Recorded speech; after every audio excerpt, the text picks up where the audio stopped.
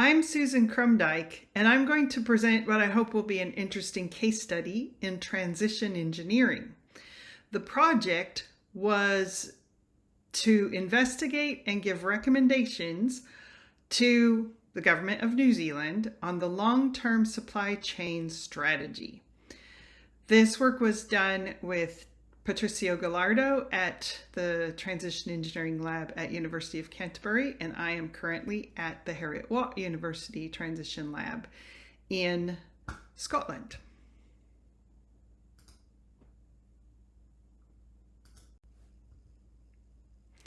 The supply chain study was a ministerial expert working group. So the group was experts in freight, logistics, politics, shipping, and economics, and myself in transition engineering. We worked for about a year and a half and produced a cabinet paper to provide advice to the government on a 40-year investment and policy strategy. The remit was to produce an efficient freight supply chain and to get to net zero carbon, so to follow the policy of the government, and to identify what the critical investments are in the next 5 years to achieve the strategy. The work was done with the Transition Engineering Group at University of Canterbury in the way that I'll describe from here on. In case you don't know where New Zealand is, it is at the other end of the planet, and no, it's not part of Australia. In fact, it's quite a ways, more than 2,500 kilometers from Australia. The upper North Island is the part indicated here. It's just the long stringy tip of New Zealand, but it is where more than half the population lives. And you can see that New Zealand is completely dependent on shipping supply chains to connect its economy with that of the rest of the world. The closer view of this part of New Zealand shows that there's a deep water port in the north called Northport, very inventive. In the middle of the Upper North Island is the city of Auckland. This is not the capital city, but it is by far the biggest city. Almost 2 million people live in this geographically challenged location for a city, which has its own port. So there's a urban port here. And then there's a big deep water port at the lower end of this area called Tauranga. All right, fun words for everyone. What we do need to note is that the mode share for freight is about 85% road. The roads in New Zealand are narrow. They don't have good shoulders. Very little of the road is divided. The highways have steep grades and tight curves. But despite that, the highest mode share is definitely road. The 3 ports are not operated in collaboration. They are actually set up to be in competition. Now you saw the geographic distance. We will also see that that is a slight problem in the personalities that arise in the operation of these ports for competition. It's very difficult to have simple things that could improve efficiency put through because of the worry that it might favor one port over another.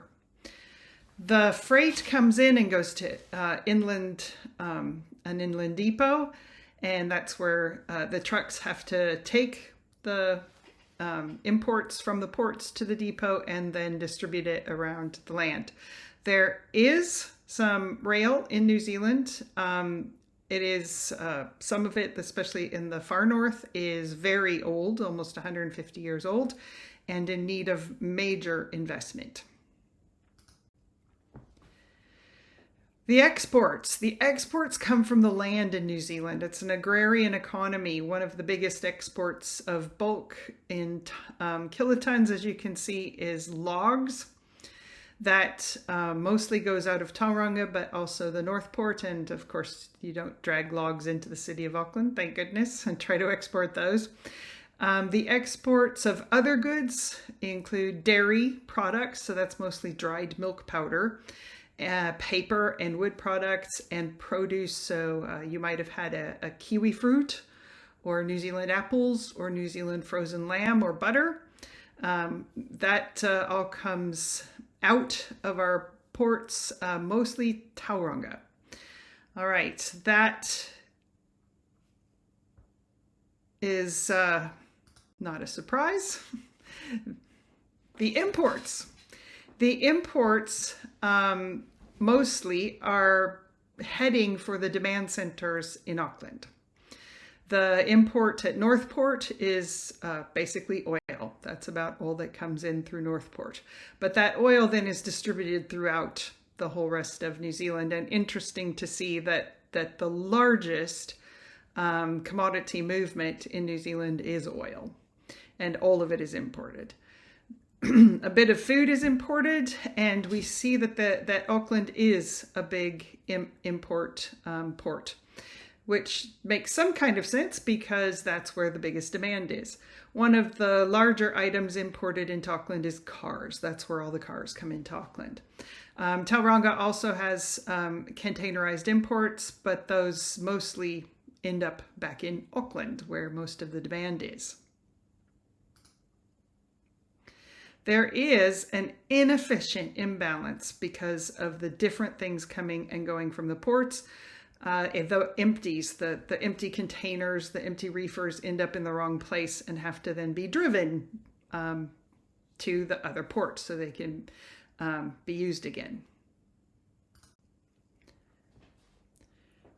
The other problem with the current and future supply chain in New Zealand is that Auckland is an urban port. If you're familiar with freight, you'll know that urban ports, many of them, have undergone big changes. Several centuries ago, those ports were also manufacturing areas, were also warehouse areas. They were very industrial areas. But over time, those activities moved, and also the ports moved. That's most major cities like Sydney doesn't have the port in Sydney anymore. And so the question here is, when we look at the city of Auckland, is this one of those cities that would actually be better off redeveloping its port area as central business district? The CBD of Auckland is very constrained in land, mostly because it's so integrated with the water. And there's also, I think it's 50 some extinct volcanoes, so very steep hills that you can't really develop on. And so the land represented by the port is an awful lot of potential development land. In previous era, another area of the wharf was redeveloped into CBD, and that has become very valuable property indeed. It isn't just the waterside port area either, though. It is the adjacent staging area for the trucks and the train. And the fact that the trucks get all backed up in the traffic here trying to get on the port, and that as they leave the port, they have to pull a very steep hill, which leads to a lot of noise and air pollution as the cold diesel trucks pull themselves up a hill. Auckland competing with the other ports just doesn't seem to make sense. It's inefficient to try to move that much of the country's freight task through the middle of the country's biggest city, to get outside of the city, to get to the hub where the freight can be broken down and put back onto trucks to be shipped around to where it needs to go. So this question looms large in the long-term decision. We applied the processes of transition engineering to this question. I have to say that there really didn't seem to be solutions. This working group was actually doing the 21st study of the ports and the freight supply chain of the Upper North Island. Study after study would just bounce around with different solutions. And so we, in the research center, applied the transition engineering approach. And we want to answer these questions, not what is the solution, but how do we actually do what we need to do? And so therefore we use engineering approaches. The method then is to just design what would work. And so in 2060, taken that the freight movements by truck are going to be extremely problematic in 2060 with a net zero achievement, then we are looking for how to have thriving hinterlands where produce is produced and needs to get to demand centers and export. And what we see is that the renewable energy profile of New Zealand is very good. And so what we see in 2060 is a well-operating national electric rail system, a rail network that serves passengers and freight. And we see that we have more of a cooperative model between the ports. We have a balance of import and export at the deep water ports. And we have 80% of the freight is moving by that rail and by coastal shipping. And that's how we actually get to the net zero requirement. What we also see is that there's now 3 hubs and big hubs at the other 2 ports so that the bulk can be staged for export and that the imports can be shipped to the outside of Auckland instead of to the inside of Auckland, and then repackaged and distributed back outside of Auckland. So well-placed ports, interconnected with rail, and that would work. How do we know that it would work?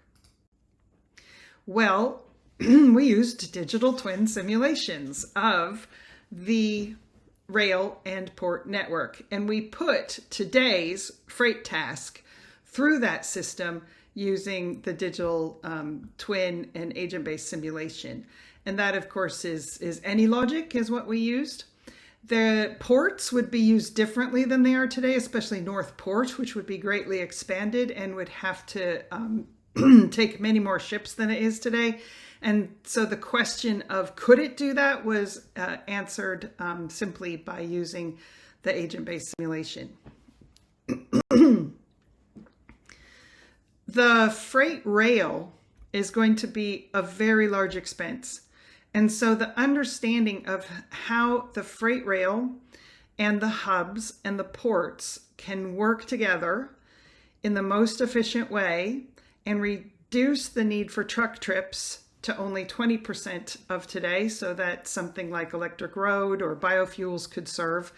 That we had to do by modeling the freight task through the infrastructure. So the infrastructure solution, I guess you'd call it a solution, what would work is connection to the ports. It turns out that the North Port currently is not connected. So that would be the first expenditure for the government right now directly, is to get Northport connected by rail. And also the North Auckland line is in disrepair. It's very old and it needs to be rebuilt. So in conclusion, the future of New Zealand's economy completely depends on building of electrified rail well connected to ports and hubs. Today's political indecision and competition is really irrelevant by the time you get to 2060, and today's infrastructure decisions are critical to achieve that future economic vitality. And so seeing what would work and just building it was the conclusion that we got from the transition engineering, and what was in fact tested out by EY to be by far the highest benefit cost ratio, and which was presented in the cabinet paper to government.